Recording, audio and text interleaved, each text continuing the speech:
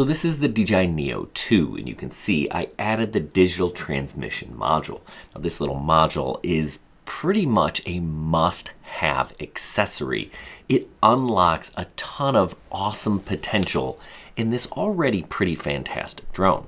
When you add this to the back of your Neo, you get a boost in range. You go from 500 meters to up to 10 kilometers.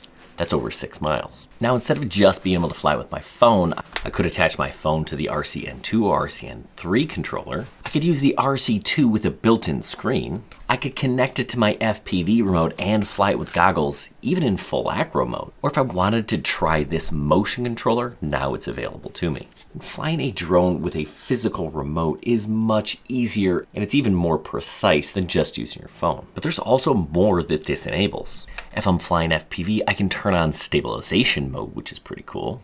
I can get 4K 100 frame per second slow motion video. And now I have access to Pro mode with my camera. So in this lower right hand corner, I tap that icon and I can change some of these settings to really dial in my pictures and video. I can change my ISO or my shutter speed, my exposure value. This is valuable. I can switch to cinematic mode or even sport mode.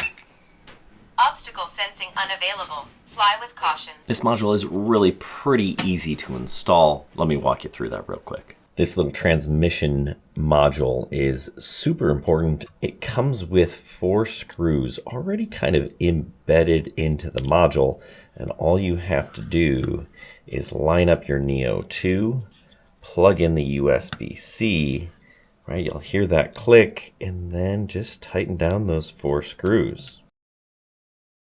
Simple enough. Now once you've done that, grab your controller, power on the drone. All right, so now we got it powered on. We're gonna click this button down here, connect to aircraft. And we're gonna look for the Neo 2. We might have to download some resources. It's gonna make sure that we do that, which we have already done, so it's installed. We're gonna take off the gimbal protector like it asks. We're gonna confirm. So it did a little switch there, updated the firmware. Powered on, let's pair. So we're gonna hold this power button for 4 seconds until we beep. We got a beep, click the beep.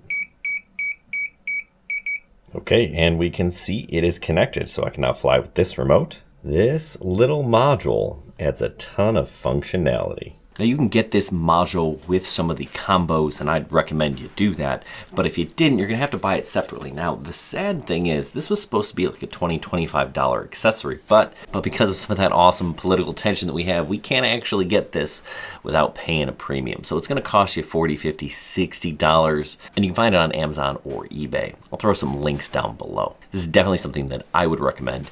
If you got one of these Neos, let's make it better. You can absolutely make it better, especially if you already have one of those controllers. And if you don't, the RC2 is the one I'd recommend. So what do you think? Do you already have one of these modules? What do you think about it? Is it a must-have accessory, or is it something you think you can skip because this thing is just that good all by itself? Let me know if I missed something. I hope this was helpful. Thanks for watching. Good luck, everybody, and happy flying.